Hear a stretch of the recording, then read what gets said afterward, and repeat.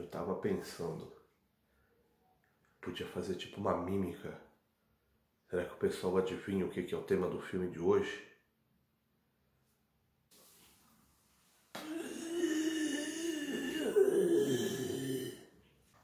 Fala pessoal, tudo bem? Eu sou o professor Luciano Kenji e você está no Cinegel. O cinema de catástrofe ao longo da história sempre foi um subgênero que cativou bastante o público.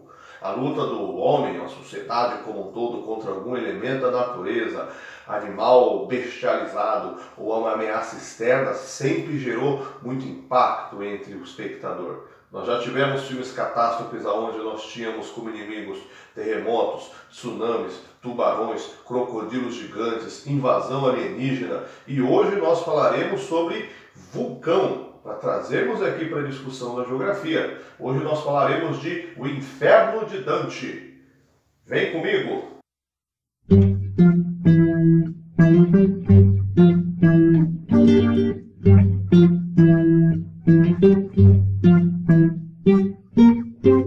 O Inferno de Dante, Dante's Peak.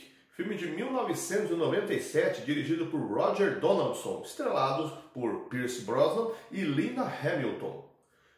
Deixando claro primeiro, ao você ouvir o título, não tem absolutamente nada a ver com a obra literária de Dante Alighieri. Tá? Provavelmente, inclusive, uma metáfora feita propositadamente, mas é um filme que vai falar sobre vulcão. Na história nós temos como protagonistas, primeiro o geólogo Harry Dalton, interpretado pelo Pierce Brosnan, onde ele acabou de perder há 4 anos a sua esposa, vítima em uma atividade vulcânica, e ele está investigando uns abalos sísmicos, uns terremotos que estão acontecendo na tal cidade Dante's Peak, uma cidade imaginária criada para o filme, que é uma cidade que foi eleita a segunda melhor do mundo para se viver, uma cidade montanhosa, cheia de natureza, então que tem uma qualidade de vida muito alta e não só é um polo de atração de destaque para as pessoas que vivem lá, mas também virou uma área turística. E nós temos a prefeita Rachel, interpretada pela Linda Hamilton, que basicamente são esses dois personagens que fazem a fórmula essencial, vamos chamar assim, padrãozinho do que a gente tem no cinema catástrofe. Caso você nunca tenha visto vamos explicar que basicamente assim, nós temos um personagem que aparentemente é o único que conhece, que sabe o real tamanho da ameaça. 2, nós temos aqueles que apesar de não conhecerem, vão fazer aquela questão de caraca, mas será? E vão ser os únicos simpáticos a essa ideia do protagonista. 3, nós vamos ter aqueles que acham absurdo que o protagonista é um babaca, uma besta, um idiota, que ele fumou pedra porque ele chegou a uma conclusão tão imbecil como essa, e um monte de coadjuvantes aleatórios que vão servir apenas para você não desenvolver carisma nenhum por eles e você acabar torcendo para que todos eles morram. Estes abalos sísmicos em Dante's Peak chamaram a atenção de Dalton para fazer a investigação sobre o local, porque trata-se de uma cidade localizada no meio das montanhas rochosas na costa oeste dos Estados Unidos, que está construída, foi desenvolvida ao redor de um vulcão, porém um vulcão inativo. Quer dizer, desde que há registros humanos não se tem lembranças, não se teve atividade vulcânica na tal cidade de Dante's Peak. Porém, alguns indícios começam a instigá-lo, a trazer para ele a possibilidade de que o vulcão que estava inativo provavelmente entrará em atividade vulcânica novamente. Mas como a cidade tem um atrativo turístico muito forte, a população acaba enxergando que na verdade é uma pessoa, um cientista que veio de fora, querendo queimar o filme na cidade, querendo frear o desenvolvimento econômico local, e a única pessoa que realmente dá ouvidos a ele é a prefeita Rachel. Ela, a princípio, também não entendendo do assunto, fala, caramba, mas poxa, mas será que é verdade? É isso mesmo? E basicamente esse é o enredo inicial para a gente desenfrear, para começar a destrinchar todo o enredo que vai envolver a população da pequena cidade de Dante's Peak até chegar ao auge do final do filme com a grande erupção vulcânica que vai criar o pavor que é a proposta do filme. Vamos à parte geográfica e nós vamos retomando aspectos do filme para fazer sentido, fazer ligação dentro do que a gente vai comentar juntos aqui. Primeiro, para entender a questão do vulcão, nós temos que fazer uma retomada histórica bem lá atrás, puxando lá para um período bem antigo, especificamente o Big Bang. né? Quando a Terra surgiu a partir de uma grande explosão. Essa grande explosão, né, ela originou um monte de fagulhas incandescentes. Uma destas era a Terra. Então vou imaginar a Terra como uma grande bolota incandescente de material em estado pastoso, né? Na verdade, com o passar do tempo, a exposição externa, né, ao resfriamento fez com que a gente criasse uma parte consolidada, uma parte sólida, que nós chamamos de crosta ou litosfera, a parte externa, até aqui onde nós estamos pisando hoje aqui. Isso é um indício, né, desse evento da Terra ter surgido com uma bola incandescente, porque a parte interna dela ainda emana calor, né, que aí dentro da Terra nós temos aqui as camadas do planeta. Além da litosfera nós temos ainda a astenosfera, a camada transicional, né, onde o material pastoso começa a se solidificar. Nós temos a parte do material do manto, né, que é um rochedo em alta temperatura e que está num estado pastoso, e o núcleo da Terra, que é o centro de origem do campo de gravidade. Quanto mais adentro, quanto mais fundo, mais na meiuca da Terra a gente vai, maiores são as temperaturas. Deixando claro que nunca o homem chegou até essas profundidades. Na verdade, ele nunca saiu da litosfera, nunca saiu da crosta.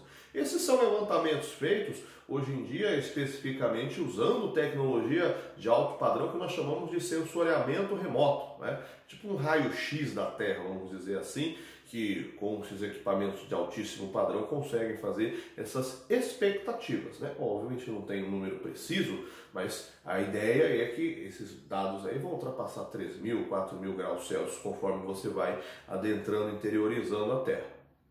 Bom, fato é que essa Terra, então vamos imaginar, ela teve a sua parte externa solidificada e a parte interna ainda se mantém quente. Imagine você na sua casa, ou você acompanhando pai, mãe, tio, tia, alguém cozinhando um feijão ou aquela carne dura que você comprou na promoção no mercado, que pensou que era uma picanha, na verdade era um pedaço de borracha duro pra caramba, e aí para não perder, você fez na panela de pressão. A panela de pressão, ela tem um mecanismo diferente da panela comum, porque ela veda totalmente a tampa. Se você colocasse uma panela de água quente e tampasse ela, uma panela comum, conforme ela vai fervendo, a tampa vai dar umas leves levantadinhas para que o vapor que está, né, no caso a água passando do estado líquido para o gasoso, ele saia. Eu não estou falando que a tampa vai bater no teto da sua cozinha, mas ele vai fazer os movimentos bem simples, bem singelos e vai jogar parte do vapor para fora. A panela de pressão, como ela é totalmente vedada, essa possibilidade não existe, porque quando a água vai começar a evaporar, ela vai começar a esmurrar os diversos cantos da panela e não vai conseguir sair. E por isso o cozimento vai ficar acelerado. Se você deixar a panela de pressão ali no fogo, tipo, eu vou ouvir o jogo do Corinthians, eu vou ficar dando match no Tinder, eu vou ficar ali vendo umas besteiras ali no Cinegel no YouTube. Se eu ficar perdido ali, você esquecer a panela de pressão simplesmente, ela vai explodir. E não é nenhuma metáfora não, ela vai explodir mesmo, porque a porrada que o vapor vai dar de dentro para fora em relação à panela vai ser tão forte que vai chegar uma hora que a liga de metal vai arreganhar. Ela vai abrir e vai jogar tudo para... Não faça isso, entendeu? Enfim, vamos jogar toda essa história da panela de pressão para o lado, vamos voltar para a Terra e entender onde eu quero chegar. A Terra, ela tinha uma mecânica muito parecida com a panela de pressão, por quê? Lá nesses tempos antigos, entendam, centenas de milhões de anos atrás, ela tinha a sua camada externa totalmente fechada, com o interior muito quente. Era para a Terra ter explodido. A panela de pressão não explode de imediato, né, se você fizer uma nhaca, e lógico que vai, mas porque ela tem um pininho em cima. Sabe aquele pininho que fica fazendo um chiado? Aquilo lá é um jeito da panela jogar parte da pressão para fora para ela não explodir. Então ela faz. A Terra não tinha o seu pininho, então para não explodir ela criou. E aí nós temos o desenvolvimento do vulcão. O vulcão nada mais é do que a mecânica que a Terra encontrou para que ela também não se auto-explodisse, para evitar que ela simplesmente sumisse nessa ideia de pressão interna maior do que a composição sólida externa, e ela criou fendas na superfície terrestre para jogar esse material vulcânico periodicamente. Esse material pastoso do manto, que é rochedo em altíssima temperatura, é expelido para dar aquele na terra. Isso daí nos conota, inclusive, a um outro contexto que está diretamente ligado ao vulcanismo, mas entrará em outra aula, outro vídeo nosso, que são as placas tectônicas. Né? Porque cada risca dessa que a gente criou na superfície da Terra, conforme foi se desenvolvendo a atividade vulcânica, foi rachando a superfície. A crosta não é uma grande peça unitária, na verdade é um monte de pedaços, como se fosse montar uma paisagem de um quebra-cabeças. Como a gente vê aqui, repara que cada lugar que está tracejado, né, que forma a divisão de uma placa tectônica para outra, na verdade são os mesmos lugares que tem vulcão. Então, entendendo o indício que a gente vê no filme, a região que tinha terremotos, porque em qualquer lugar que tem terremoto, é uma área que pode hoje ter vulcão. Não necessariamente seja, porque às vezes os vulcões, como na história do filme, entram em estado de inatividade por um longo período. Eles param de emitir atividade vulcânica. Para um lugar não estar emitindo atividade vulcânica, com certeza tem outro na Terra que está. Então é uma atividade, é um fenômeno que não vai cessar. Tá, que indícios do filme mostram pra gente que o vulcanismo haveria de acontecer?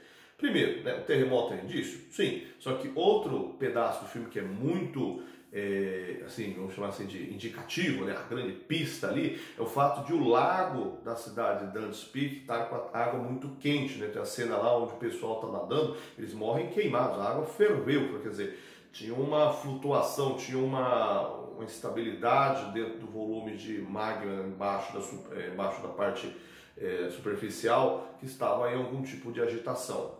Outro indício, o cheiro de enxofre. Você vai chegar uma hora do filme ali, você vai ver que o Dalton ele percebe que a água está com um cheiro ruim. Cheiro de enxofre, gente, pense em coisas que fedem bastante.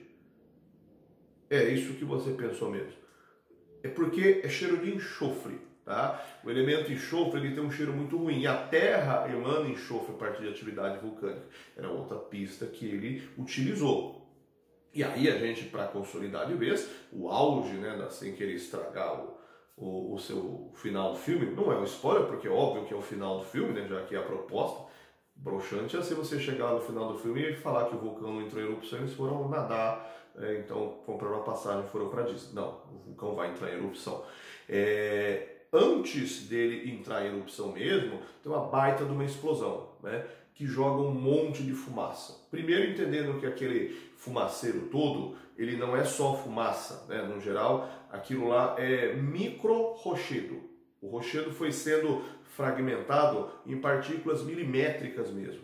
Aquilo lá é um esquema porque a boca do vulcão, a chaminé do vulcão, estava fechada. E para abrir, para romper a pressão, precisou dar um esmurro em cima do que você tinha ali de barreira.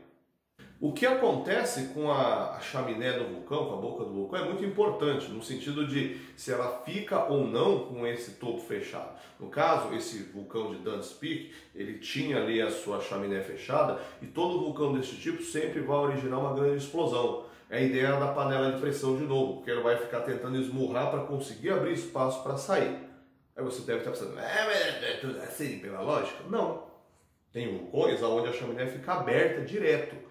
Eu vou mostrar aqui para vocês duas fotos. Nós temos o vulcão Kilauea, no Havaí, e o vulcão Massaia, na Nicarágua, ambos vulcões de chaminé aberta. Você tem a sua boca sempre, né, sem se consolidar ali uma camada rochosa que feche a boca do vulcão, portanto não são lugares com erupção vulcânica com explosão. Teoricamente uma erupção vulcânica então mais suave, né? Não estou falando que não tem perigo, óbvio que se você ficar lá querendo enfiar o dedo no negócio, óbvio que vai dar ruim, mas o impacto civil em cima disso, já que não tem a explosão, é bem menor. Erupções vulcânicas fortes têm efeitos, inclusive, curiosos.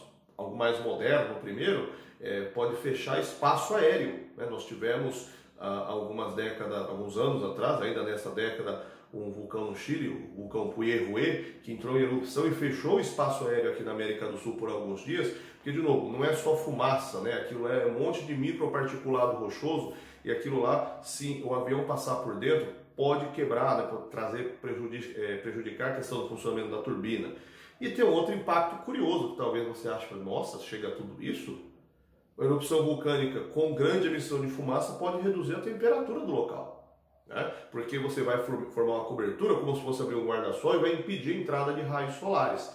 Lógico que aí vai dentro da escala do tamanho da erupção vulcânica. Mas lá na antiguidade, né, quando nós tivemos as primeiras grandes atividades vulcânicas, essa que nós comentamos agora, que criou as placas tectônicas, os indícios geológicos, né, mostram que houve tanta emissão desses grandes volumes de gás, né, desses fluidos micro-rochosos, que você acabou fechando tanto a atmosfera e criou um período de era do gelo.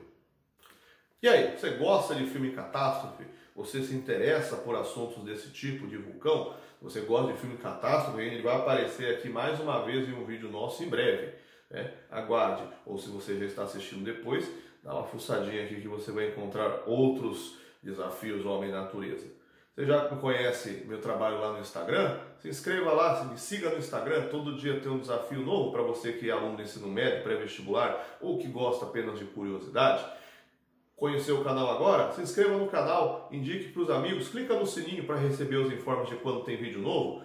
Você aí pode me ajudar fazendo a divulgação no canal. Mostre aí para o pessoal que você conhece, que está em período de ensino médio, ensino fundamental, que está na escola, que está pensando no vestibular. Bora com a gente aqui, pessoal. Até a próxima. Tchau!